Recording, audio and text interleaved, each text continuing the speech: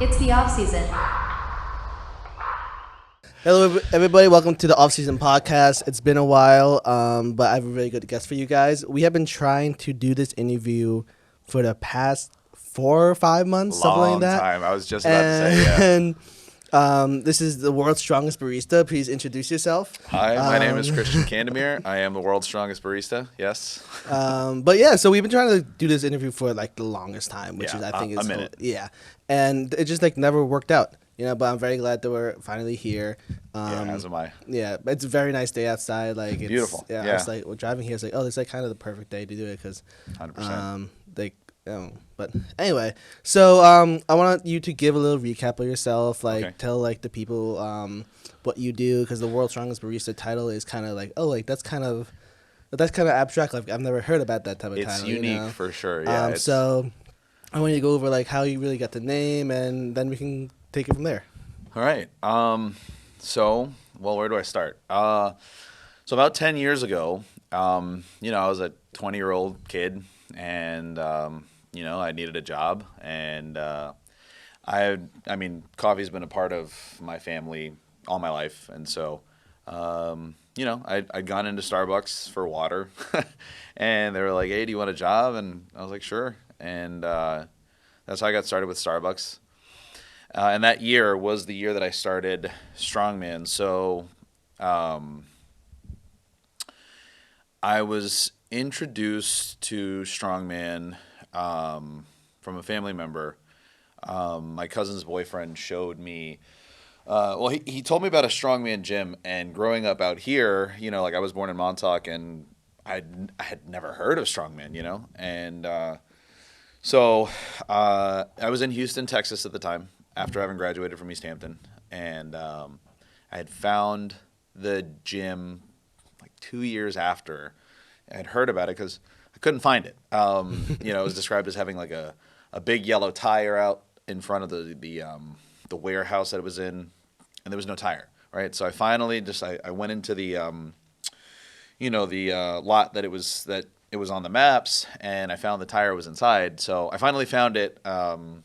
I don't know, like 5 days before I turned 21. And I went into the gym, and I had seen all the strongman implements, and there were stones, there were sandbags, there were logs, there were yokes, and I was just like, wow, this is, I was just, I don't know, I just fell in love, It was just like, it's so different. It was so unique. It was magnificent to me, just because, the concept of like commercial gyms, it just never attracted me. Growing up out here, I was a theater kid, and I didn't have any athletic background. I didn't do sports, but the modality of training was just like really interesting, and so I put my hands on the implements, and the rest is history. I met my trainer about a month in 2015. His name is Mike Moose Bass. He trained me from from the ground. I didn't have any understanding of how strongman or how training was, how fitness was. So you didn't have any like training background, like no like school gym. You kind of like went there, fell in love, Yeah. and then you kind of it was like literally from like square one, like kind of like a clean slate Yeah. before you trained to work with. Yeah. So I started from I went from theater directly into strongman. It was just, it was like a total like 720 degree, difference. And Like, can you move the mic real quick? yeah. Yeah, just closer. You can just like pick it up and move it closer. Okay. Or Yeah. do you just want me to? I can just. Yeah, or talk move in, closer. yeah. It doesn't really. Is that better? Yeah, that's way better. Okay. Yeah. So, I know I just started strongman, and at first it was like, I had to get a feel for the implements, and that's how I started. I started lifting the stones and, pressing the log and all of that. Like I had been in PE here, obviously in East Hampton, and all that, but Yeah, I had really no concept of fitness or training or. That's wild. Because like you are like you're like Jack, dude. You're Yeah, Jack. yeah, no, I mean, like, And I'm. it's cool that you can pick it up. I've been working out. I mean, it's weird to say, but I've been technically working out longer. I started in seventh grade. Really? Yeah, Oh, and wow. but like like it's like wild to think that like you Well, started so. I don't want to say late in life I because it did. wasn't No, really. no, absolutely. I started really late, like a lot of these guys. And that's, I feel there's times that I have, you know, um, my mind wonders, had I started before 15, 16, 17, I started at 21, and that can be late. But, I'd had a conversation, and this woman told me, perhaps you went in at the perfect time because had you started before, you may have ego lifted and injured yourself, or, I mean, like, everything happens for a reason. Mm. As far as my life, the trajectory is concerned, I do trust the process, but as to, my appearance, it has a lot to do with nutrition and just the structure of my daily life, and so I do attribute that to sacrificing a lot of first world pleasures that I used to have, and perhaps habits that people take for granted. My life has become very cinematic. I will call it that. It's full of adventure and it's very exciting, even from like an external perspective, and unbiased. Um, it's been quite a ride. So speaking of adventure, you just got back from the Los Angeles strongman competition, Yeah, right? it was in Vegas. Oh, Yeah, sorry, it's in Las Vegas. Vegas. I get I this do too want to go to confused. LA one day. Well, like I Um, used to live in LA and we'd go to Vegas all the oh time. yeah, So yeah, it's yeah. like, It's close. It's yeah, very it's like close. it's Yeah, really yeah. close. But yeah. So like, tell us about that. Tell us your experience. How this is your My fourth, fourth national fourth. championships. Yeah. So in Um, my career, I've done, I want to say close to 24, 25 competitions. I remember I did 10 before I won a competition. So I did 4 my first year, 5 my second year, and then the next one, I guess, yeah, my 10th competition was when I won a competition, the Ronnie Coleman Classic in Dallas, Texas, by a point. And that's what started so that was my invitation to the national championships the first time. That was in St. Louis that year. So I started competing in 2016 because I started training in October of 2015. Um, so I went to my first national championships in St. Louis. My second one was in Quad Cities, Iowa, in 2019, so the next year. Um, and then I qualified for the next national championships in 2022. So it went 4 competitions, 5 competitions, 2 competitions, and 1 national championships. Then 1 competition, national championships. Then the pandemic, so I didn't compete again. I also had, I was training for a competition in 2020, right? mm, And this was before, like, was announced in like December of 2019. So I started training for the Ronnie Coleman again, and it was postponed once, it was postponed twice, and they actually finally put it on. But the next date, I was still training and had torn my ooh, groin. Yeah, it was like a ooh. quad adductor, I believe. And so that, I mean, I was out of competition until that was June or July of 2020. I didn't compete again until December of 2021 at Florida Strongest Man. So my trajectory is also interesting. I've been around in a good way. So uh, do you want me to discuss like I guess my residence from 1 to 31 now, or do you want me to? I'll finish with the competition. Um, so I started with Florida Strongest Man. 6 weeks later, I did the first Brooklyn Strongest Man, which was really cool. You mean like the first like ever Brooklyn Yeah, Strongman? Oh, yeah, that's yeah, yeah. cool. There was so I've only competed in Strongman Corporation. There's different federations, but Mm-hmm. like the premier federation, and that was the road to the Arnold, the World Championships. As far as I'm concerned, that's like the greatest test for a strongman because it's the biggest stage. That's where that's like the heaviest competition in the world is the Arnold, Mm-hmm. right? For pros and for amateurs. So that's why I was fixed on competing only to reach the world championships at the Arnold. So I didn't entertain different federations, different competitions. Like I was dedicated, monomaniacal, myopic, whatever you want to call it, because I had like stovepiped towards this one dream, right? Mm-hmm. So like first it was, oh cool, this is a great modality of training. Then I found out about competition. Then I found out about the national championships. Then I found out about the world championships, and I was like, this is the top. Like this is where I want to go. Nice. And so that was the one real goal in the sport. And so I went from Florida Strongest Man, I placed fourth.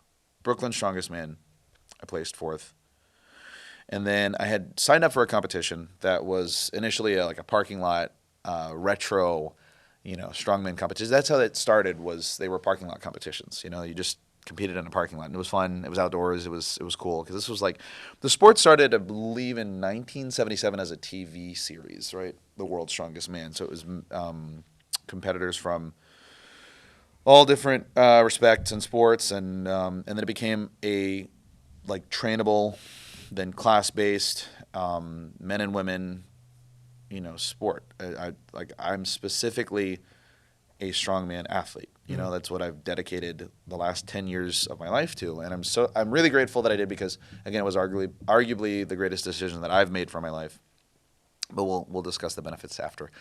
So okay, so Florida Strongest Man, Brooklyn Strongest Man, and then that parking lot competition that I signed up for in November transformed into the regional championships. That was a concept that was so it was like the inaugural regional championships that could lead you directly to the world championships, the Arnold, or a ticket to nationals. Mm-hmm. In the past, it used to be called like Platinum Plus, or a Pro Am, which is like pro and amateur strongman. But that was the last competition that I was going to do. Various factors in my life, my personal life, I had just wanted to like focus on what I could control. There's a lot of uncertainty, and again, we'll discuss that after. But so I went to Pittsburgh, and I was anticipating it having been the last competition, and indefinitely. So I was going to focus on my life, and then I ended up on the podium, and so that was a great surprise. And it was my invite to the next nationals, and I was debating for a long time. Do I want to pursue my dreams and achieve my goals? This could be my chance to the World Championships, and I locked in, as the kids say now. But yeah, that's it. I focused on what I could control, and I just really dedicated my time to training for the national championships. And then so Florida's 6 weeks, Brooklyn's 12 weeks, Pittsburgh regionals, and then 12 weeks, I believe, was the national championships in Erie, Pennsylvania. And I, again, figured this may be my last strongman competition, so I'm going to have fun. I'm going to enjoy myself. And I have a habit of not focusing on the scores and the placings. I didn't really have a competitive bone in my body. Mm-hmm. And when I started, obviously, but Moose, my trainer, he had to train that in me. Like he had to help me out with being competitive. Yeah, competitive can be hard, If you Yeah, definitely and being if you aggressive. haven't been like, you know, around that because like for me, I've always been competitive just because I've always been in sports my entire life. Yeah, but yeah. it's interesting to hear that someone cannot be the competitive and it kind of needs to be taught. Not that that's a bad thing at all. no, it's but, just it's But it's fun. Like it's interesting to hear that you had to be trained to be like, hey, like I want to beat these people, like, Hmm. and have like a competitive like spirit. Yeah. I find that very interesting. Yeah, yeah, absolutely. And yeah, I had to learn a lot. I had to learn a lot. I had to learn how to control aggression. Um, I remember one of the Texas State chairs, Jake Fincher, awesome, awesome dude. I remember a quote that he had stated that I mean it stayed with me, and it's when you don't control your emotions and your energy and all that, you're pouring gasoline on the floor. So I didn't. I wanted to focus on controlling my performance, and there's a lot of factors that go into strongman, and it tests you on every conceivable metric of the human performance. And again, from my understanding, but so I went to the national championships, and I was ready to, you know, call it. It had been 7 years, maybe, and I went to the banquet after the national championships in Erie, and I was just having fun sitting at the dinner table with the Pittsburgh, um, you know. Oh, shout out to Josh Hendrickson. He's the state chair for Pennsylvania, and he's an awesome, awesome human being. He puts on the regional championships every year, and what he's done for the sport is just fantastic. But I was at their table, and they were calling out all the placings for the women, for the different classes, the divisions, and all that, the invites to the world championships and all that. And then they go on to the 175 pound and under men, and they're like, and in seventh place, and an invite to the Arnold, and I'm just listening, whatever. And they're like, and Christian Candemir, and I'm like, have you ever like my face went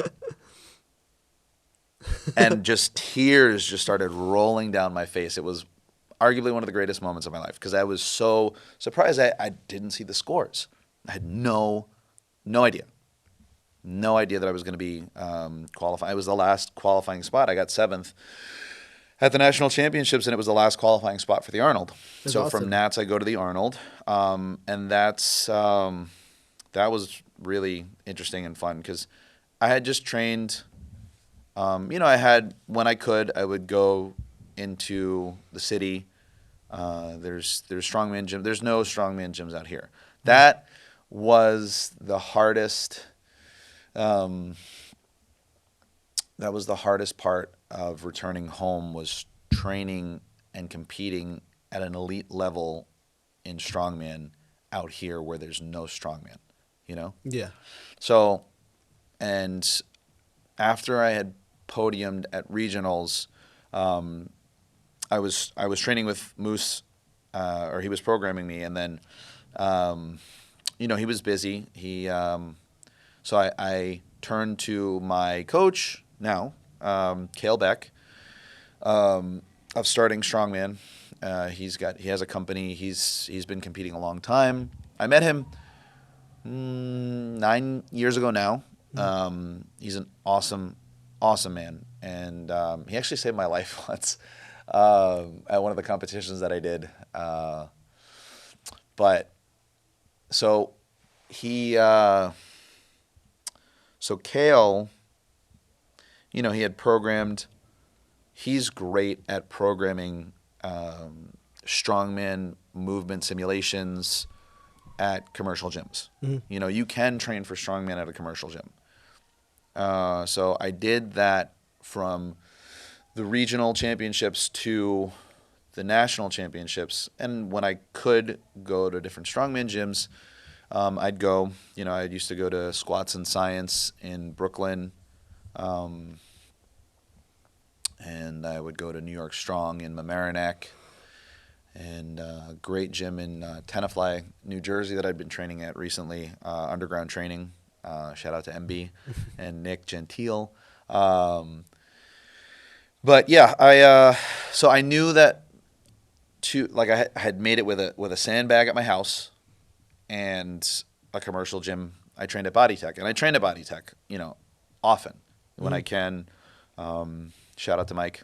Um, but yeah, I knew that to have.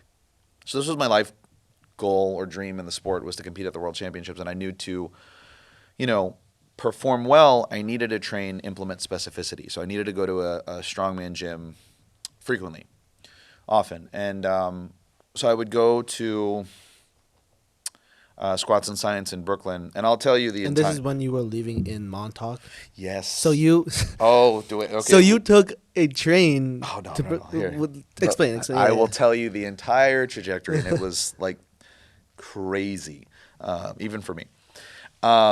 So I was at the Starbucks in East Hampton. Yeah. So I had transferred there, um, and well, again, we'll discuss the timeline. But to train for the World Championships, I would wake up at 4 a.m. I would meal prep for the day. I would scooter to the train or the bus from my house in Montauk at 5:15, 5:45. We'd go to Manhattan. I would take two subways to Williamsburg, Brooklyn. I would train for an hour to an hour and a half in the gym. I would take the two subways back, and I actually had an intern position I was offered at the Empire State Building Starbucks that was opening up at the time as a bartender in the underground bar of Starbucks Reserve, which was one of the greatest experiences of my Starbucks career. Um, and I would go work 6 hours at the bar. Then I would scooter to the train station or the bus stop from the Empire State Building, get home around 9, go to sleep, and do it all over again. Every day for weeks, months, leading up to the World Championships. That's wild. It was crazy. That is crazy. Yeah, Holy. it was very intense. Could it be traumatic without negative connotation? It was intense. It was a lot. And so I I repressed it, I guess, because it happened in the blink of an eye. So um, I competed at the World Championships, and I placed fifth in my class in the world by a point and a half. Oh damn. Yeah, so it definitely paid off. Definitely paid off. It was definitely worth it. And like those decisions and sacrifices that I made for the World Championships are paying off today. That led me to an invite to the inaugural America's Strongest Man under 200 pounds. They didn't have an under 175 at the time. I compete historically under 175, and now the class is, I believe, 176.7 because it's in the metric system now since it's international. And there's pro cards for that class.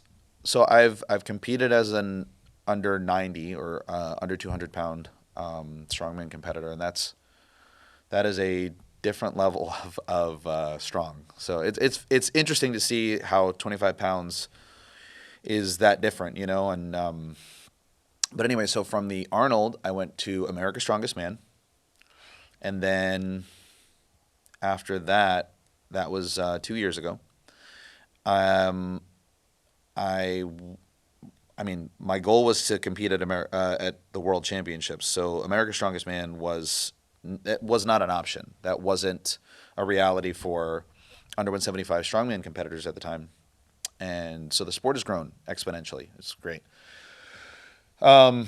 So America's Strongest Man was great, and then pro cards were announced last year for my class. So I went from America's Strongest Man to, well, what do I do now? You know, you don't ever really hear about anyone achieving their life goals and what happens after.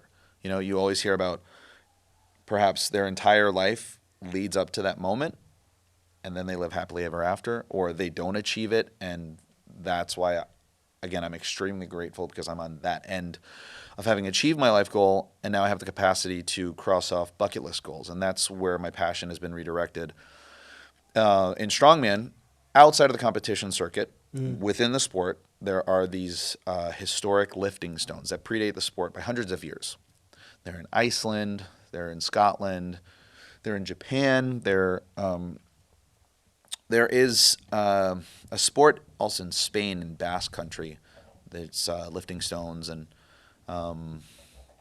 so it's international. And now that I have the capacity to, I consider myself for my goals, having been successful, I can now cross off these bucket list goals and lift and carry these historic stones. So after America's Strongest Man, I may have competed and trained for Connecticut's Strongest Man. Also, Matt Mills, the state chair for Connecticut, the promoter of Connecticut's Strongest Man, he was at one point my coach. He programmed me. He's awesome. I've learned a lot from him as well.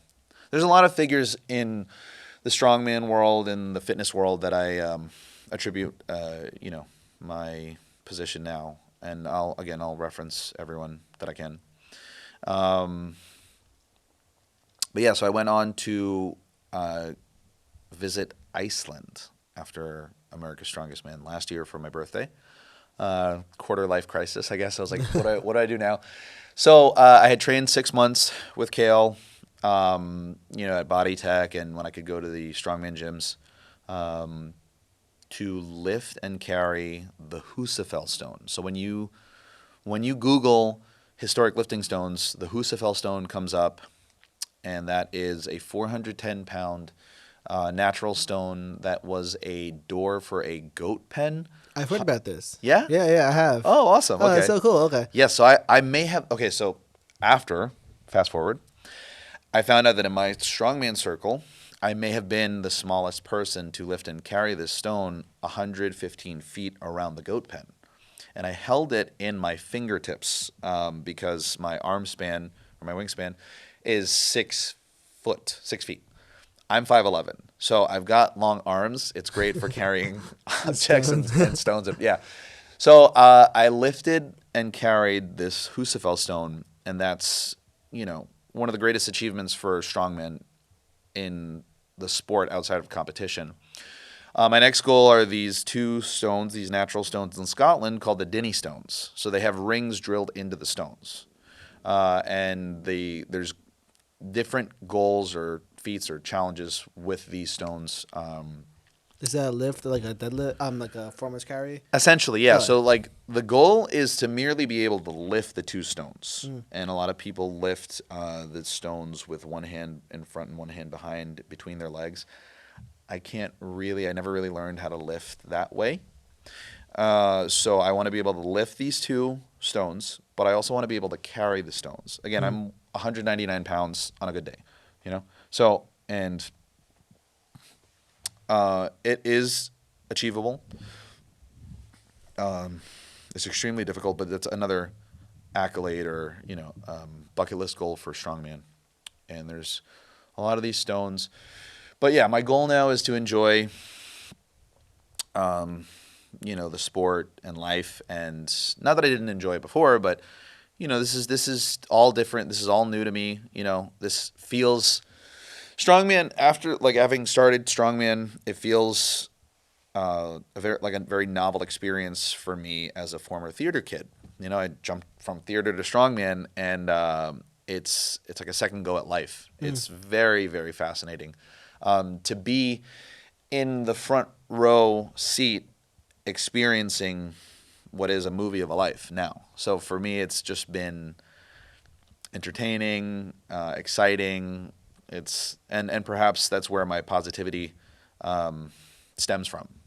I've always been relatively positive, optimistic as an individual. But so I carried the Husafell stone, and there's 6 sites for historic lifting stones in Iceland alone. So I do want to return to Iceland.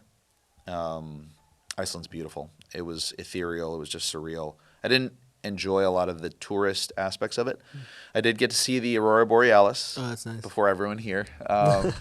And I did go to the Blue Lagoon.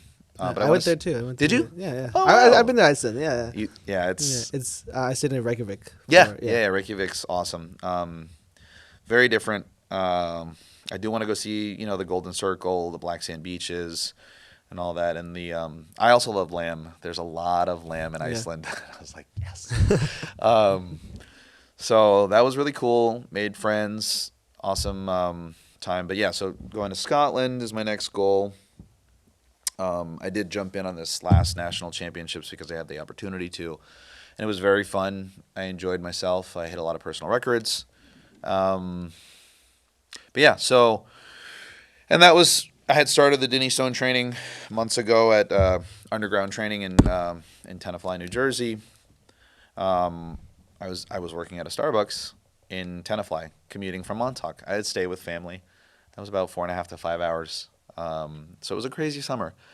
Makes But sense. Yeah. everyone's expression of crazy is different. Yeah. Mhm. So that's just mine.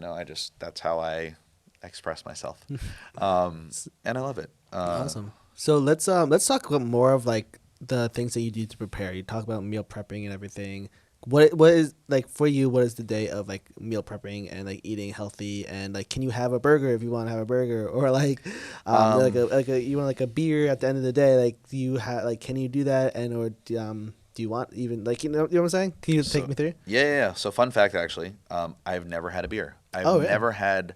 I've tasted alcohol, Mm-hmm.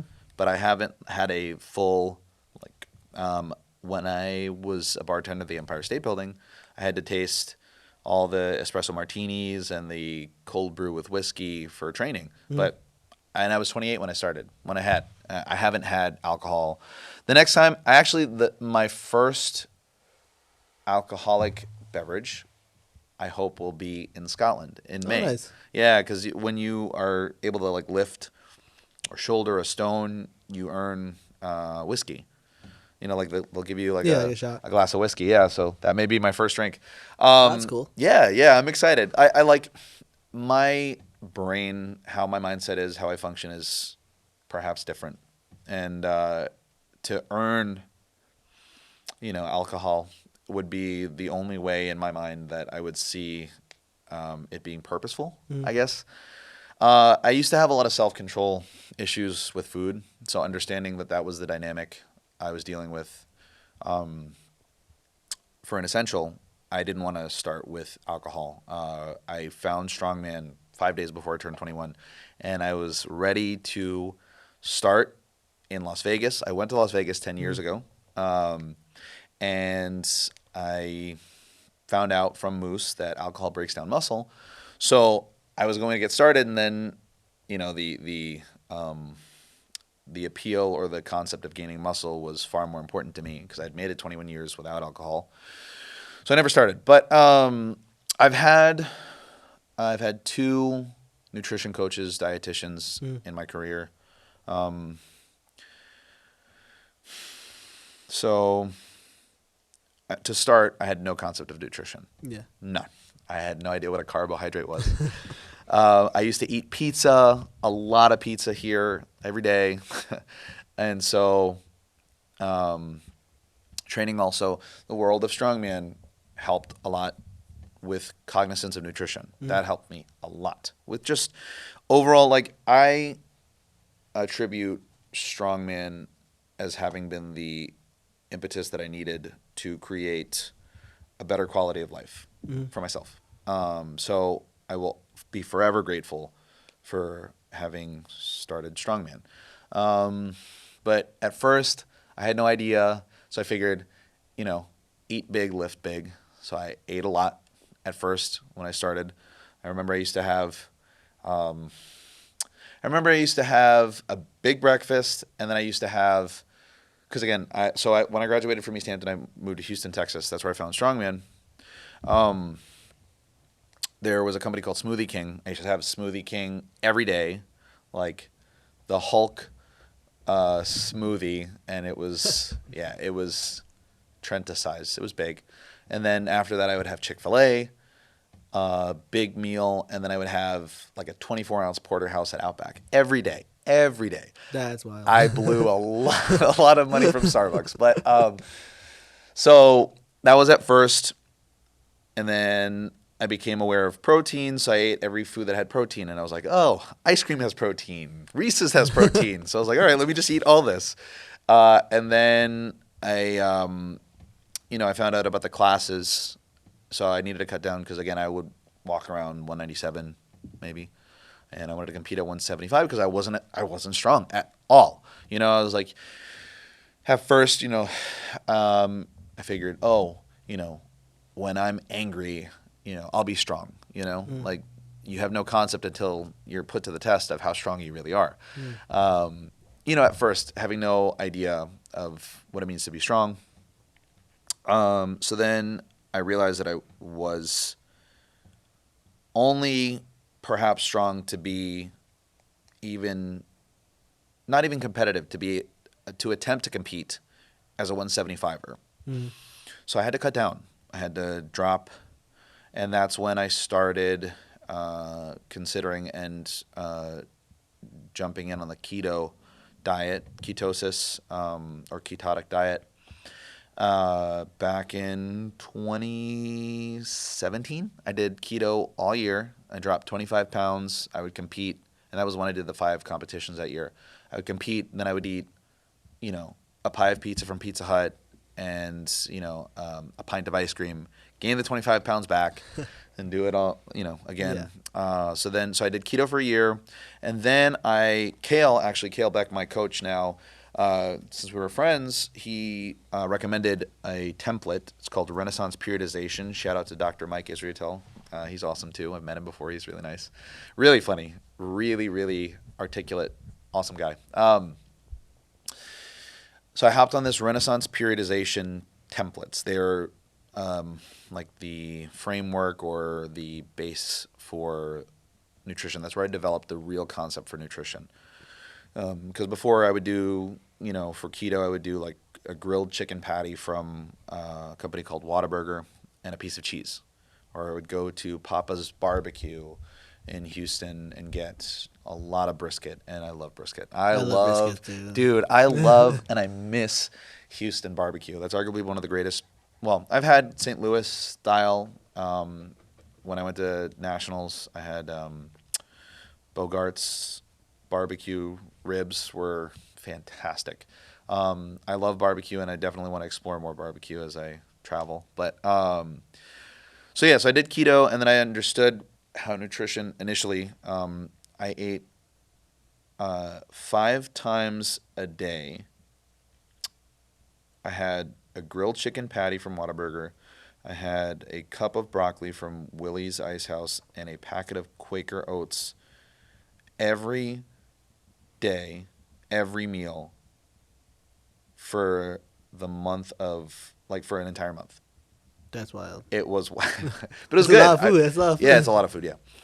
And that's when I won the competition. And then from there, I had followed the template. I started to understand nutrition a bit more. And then I met my my former nutrition coach, God rest her soul, Becca Lorch. And I plan one day in the future to put on a memorial competition for her.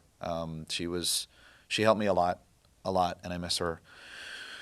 But I met her in 2019 at my Iowa Nationals, and then during the pandemic, Matt Mills had helped me a lot with nutrition, and a lot of the foods that I eat are based off of a diet plan that he had posted. He's an article writer for a company called Elite FTS, and that's also where I learned a lot of information. But yeah, so Becca helped me out a lot with nutrition and formatting and structuring the plan. And then after, I'm now with Saxby Payton for the last 2 years, my dietitian.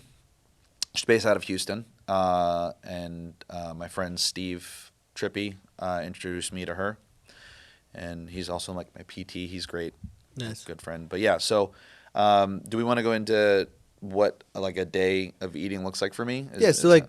Let's do a day eating right now. Okay. You said you just finished Nationals, nationals and stuff like that, and Yeah. now you are your goal is to lift one of these I'm stones, actually right? so it's to lift the Dinny stones and carry them, but also there's more stones in Scotland that I want to be able to lift while I'm in Scotland, because it's Yeah. So It's a let's pork chop. go over like what your A day of eating.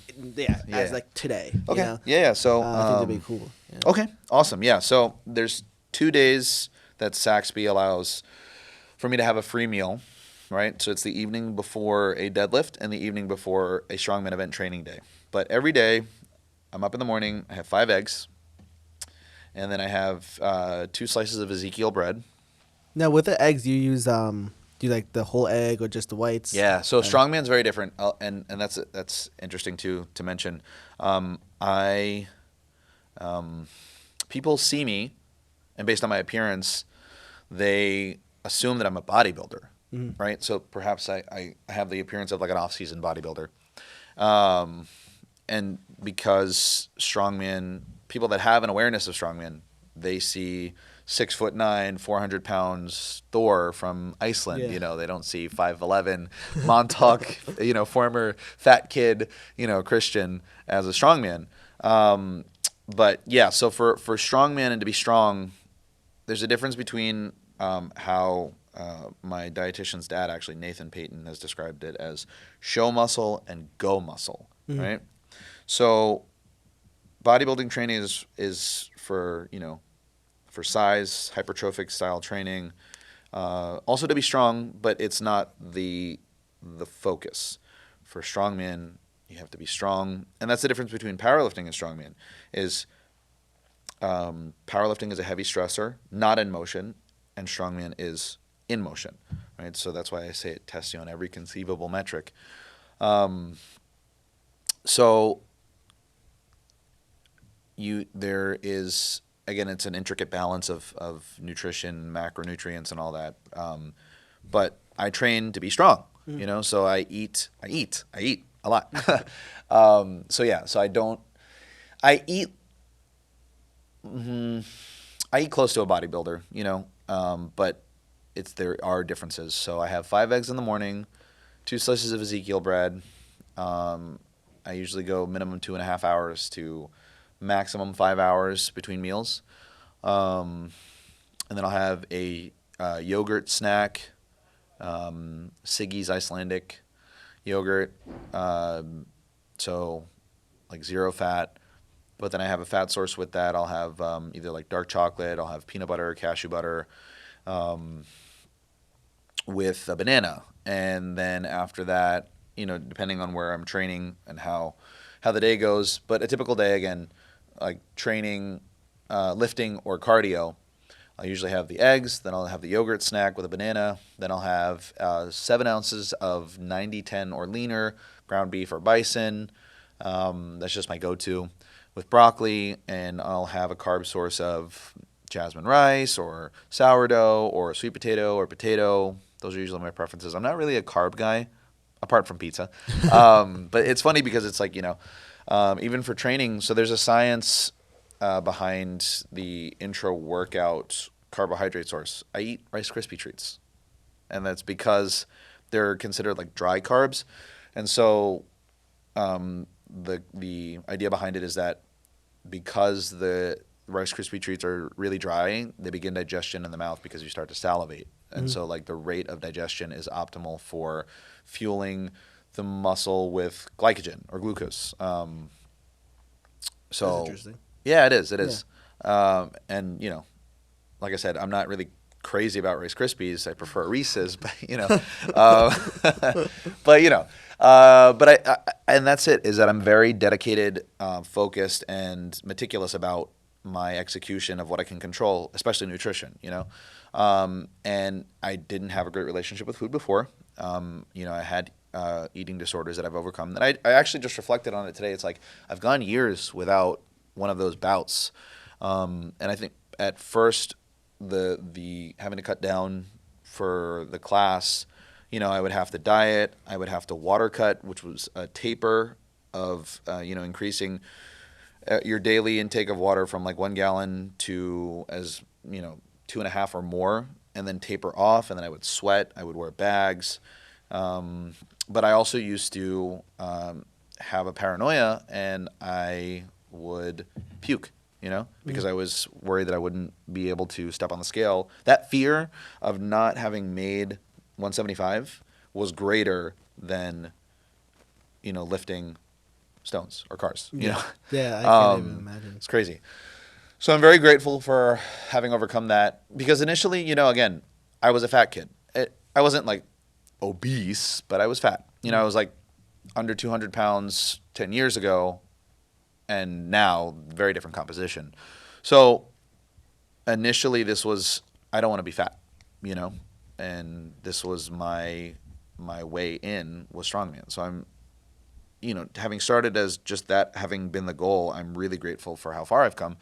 But anyway, so then I would have a shake afterwards, and I'm an ambassador for a supplement company called Animal or Animal Pack, and they're great. I mean, I use a lot of different supplements from Animal. I mean, multivitamin, creatine, whey protein, omega oils, digestive enzymes, sleep, joint support, everything. But yeah, so I would have a shake with animal protein powder, non-fat milk or protein milk, banana, peanut butter, honey, salts, coffee beans. It's really good. I love coffee, but so that was my next meal, and then for dinner, a typical day I would have like a steak, like a sirloin, broccoli, and then a carb source, be it sourdough or the potato, or and then for dinner, I mean before bedtime snack, and I've been doing this for years. And I got this from Matt Mills. It's cottage cheese, low-fat cottage cheese, but cottage cheese nonetheless. Peanut butter and honey. Yeah. So, and then I would have that with tart cherry juice. And there's reasons behind all of this that my dietitian programs. But, one is you want to have optimal blood glucose levels. So I also test myself and, just check to see where it's at. But the idea is, again, the difference between this comes from my dietitian's dad. The difference between like having a pizza and having gummy bears for a diabetic. Like if you have the gummy bears, maybe your insulin spikes and then it goes down, but the fats, and so fats slow digestion, but also when you have that fats paired with a carb, it elevates your glucose levels or your insulin levels, and it sustains it because it slows the digestion, so it's an extended release. So I guess that's where the honey and the peanut butter come from, and then the protein, of course, is the staple. But that's a typical day for me, and my free meals are usually where I would have a steak. So I'll do a burger, I'll do Italian, I'll do barbecue, I'll do pizza. So like my 4 favorite foods, I've always had like favorite foods, but I would say burgers, pizza, barbecue, and steak. So, I mean, like my free meals at times may not even really be considered free meals for people, because like my ideal meal is like a steak, broccoli, and a loaded baked potato, maybe like a roll or ice cream. But yeah, so that's like a typical day for me. And then occasionally, like the morning before, like an event day or training or heavy lift, I'll have a loaded bagel, like a bacon, egg, and cheese. Nice. Nice. So yeah. You can never beat a bacon, egg, and cheese. Yeah. We got running out of time a little bit. Of course. Anything that you really want to touch on or anything, because it's fascinating to hear all this training that you go through. I used to be hugely into training because I played baseball. Oh, I okay. played soccer for literally my entire life. Wow. So, and I had a pretty, nothing compared to you, Well, but it's all relative. I mean, like. But yeah, so like anything, I find it fascinating, like because I used to do like counting carbs and everything. Yeah. For myself. Well, yeah. So I've gotten that like down to a science now. I'm mostly pretty good. Like I've. It's funny because my dietitian gets on me. I've been on this pastrami on rye kick lately. That's good. I do that. I like pastrami and rye and a little bit of mustard. That's what I do. Yeah. No, absolutely. I love it. And so I'll explain my trajectory real quick, but. So 1 to 17 East Hampton, I did a semester in Rhode Island. I came back for 6 months. Then I went to Houston for 7.5 years. Came back for 6 months. transferred to the Starbucks in Disney Springs, Orlando, Florida for 6 months. That was crazy. Awesome, but it was crazy. Came home May of 2022, worked at the Lighthouse and then at the East Hampton Starbucks. And I've been here until December of last year. I went down to Houston again because my parents are now in Houston. My mom's family's all in Houston. But we're all New Yorkers from here. And then so that bout from like December 24th to April. Can you hear that? You can't hear that, can you? That's what that was. You're hungry? Yeah. Because we're discussing food and I'm just like No, dude. I would think I'm not gonna lie, like a nice thick burger would hit so hard right now. Like oh man, and I'm really into like tavern burgers, like really thick. My next again I've also made like a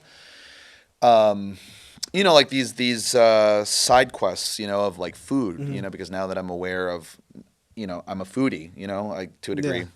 Peter Luger Burger is the next on my bucket list of like, or Minetta Tavern in the city. Like that's why I also go to the city is like, to cross off these foods. That's funny. But yeah. You ever have a John Papa's burger? No, maybe. Those burgers, Are they good? some of the best burgers, in my opinion, some of the best burgers out here. Nice thick burger, nice diner style. Yeah. It's like one of the last like real diners out here. And every single time I get like the 8-ounce with avocado and an egg on top of it. Ooh, and nice. Oh my god, that sounds great. I want to try to go tonight. Maybe, I was gonna say maybe we will. We should go. Yeah, that'd be great. So I came back. So I went to Houston again, and like I was just really on this brisket, I was eating brisket all the time in Texas Roadhouse. And I came home in April of this year, and so to fill that void, I did pastrami on rye all the time, and it's a lot, And so like my dietitian's like, cut down a bit on the pastrami on rye, it's a lot. But yeah, that would be like occasionally a free meal for me, but. Where was I going with all that? I'm sorry. I have no idea. I really like I get distracted by the food. Yeah, same, obviously. So my training is, we'll call it interesting for sure. I mean, I train like accessories, bodybuilder style, a lot. That's perhaps what it attributes to my my body, my appearance, all that. Who I get a lot? I used to have it at least once a day. There's a YouTube personality. Have you ever heard of Anatoly the janitor? Yeah. Dude, I literally like at least one time a day. You remind me of Anatoly, and I'm like, you kind of do. Oh my god, now, dude, I really one day I hope to contact him, Anatoly. I really want to collaborate with you. He's 5'11". I'm 5'11". He's 177. He's a power lifter. He's really strong. And I was 177 at one point. Now I'm like 199. But, So anyway, my training style is interesting. I'll train every conventional lift that I can at Body Tech or just at a gym. Planet Fitness, actually, believe it or not. It's a good gym. I used to train there like 5 days a week when I was in Houston. But I'll do the main lifts, I'll have a warm up, and then I'll do accessories afterwards. And for event training, it's also interesting because it's hard to program strongman. Strongman's hundreds of events. It can be a fire hydrant lift, a sandbag carry, a car pull. It's. Have you pulled the car?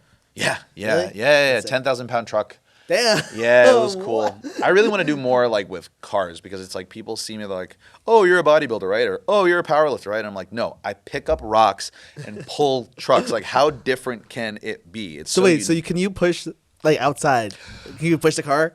Yes. So funny story. I'll be quick, but the old Suffolk Transit buses, they were big, like the Hampton Jitney buses. You've seen them before? Yeah. And they were getting old, and they phased them out now. That's the Suffolk On Demand. So we were at the intersection on Main Street or going up where CVS is. Mm-hmm. Have you seen it? Like the 4-way intersection over there.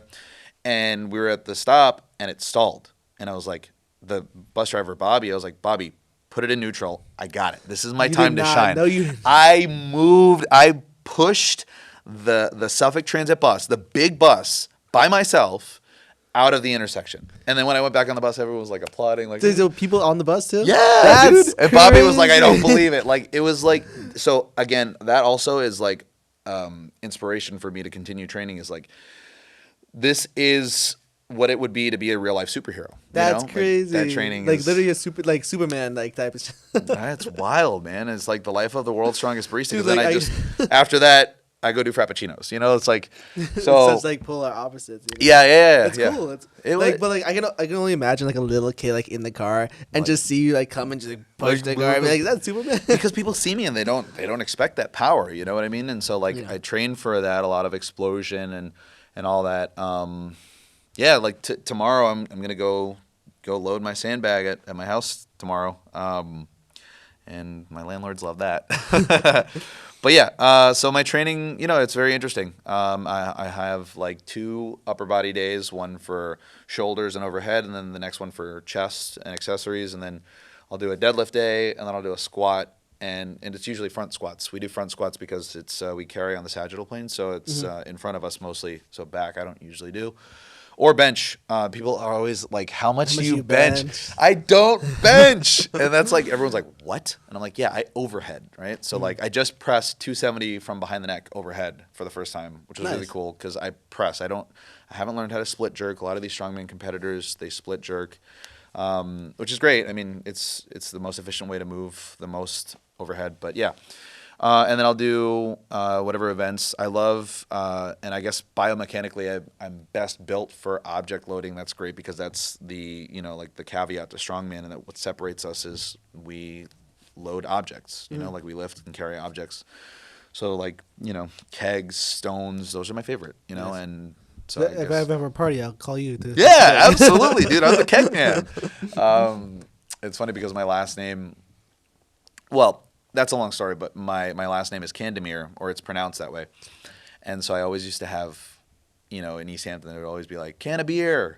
And I was like, okay. And now my landlords do it, but now they call me keg of beer because, I can lift kegs. At Nationals, we just had a keg over a bar, and it was like, upwards of 295, maybe more. Yeah, it was more. And Wait, so you lifted a 295, I think it was 300, yeah. 300. Yeah. So you lifted a 300 From the floor. keg. Yeah, And, like, I'll show threw you it? the video after. Yeah, and I Yeah. loaded it over 54, like a bar, and so like I did Oh, so it. you like put it over. Yeah. Oh, that's sick. Yeah. So I did it 6. I could have done it 7, but I had like 5 seconds left on the clock in a minute. But I'm just built to load. It's very like technique based. That's the difference between also like the class based strongman. You have to cover every base. You have to be athletic. You have to be strong. You have to be mobile. You have to be fast. You have to be tactical. It's very, very difficult for class-based strongman. But strongman, you can muscle when you're in the open heavies and all that. But it's a combination of technique and to be strong. So it's very interesting. But yeah. So before we finish, there's I just have I have concepts. I have irons in the fire. I have a lot of projects coming out with social media because I need to, move onward and upward. Life's been crazy, and so perhaps that's why I've been busy. But you will definitely see more from the world's strongest barista. Let's do it. Yeah, man. We should do a video like average guy trains with like the world's strongest barista. Yeah, and that'd like be- we can they can take it to the gym, and I got some muscle on me. Yeah, man. But like you can take me through like the workout. For I sure. think that'd be so fun. I think it'd be great. Like, Yeah, that'd we be should great. do that. We'll set it up. But man. and I have a whole like crew with me. Like it'd be cool. Yeah. Yeah. Well, thank you, world's strongest you. barista, Christian Kadamir. Did I say it right? So it's actually pronounced Can Demir, and it's a long story, but the Ottoman Empire. So my dad's actually Assyrian, so our ancestors are from the Assyrian Empire. It's a long story. My real last name is actually Haddo, and the Ottoman government. It's a last name that they gave us. It means spirit or soul of iron. So it's ironic. Oh, that's funny. Yeah, and also it's funny. Ironic that I was born on National Coffee Day. My birthday is September 29th, so I guess it was all written. But It's all. but yeah, so it's it's anglicized. I guess we just pronounce it Candemir. Kadamir. Okay. Well, So- world's strongest barista. Thank you so much for having us. Thanks, man. Well, Right, no, so thank you for having me. for being here. I'm actually really glad. I haven't done this in a while, and I have another interview next week. Nice. And we've been friends, so like it's Yeah, man, nice I'm to get looking- back and like talking. With you Absolutely, and yeah. everyone. But again, thank you so much. And, Thank you. Yeah. Like. It's the off season.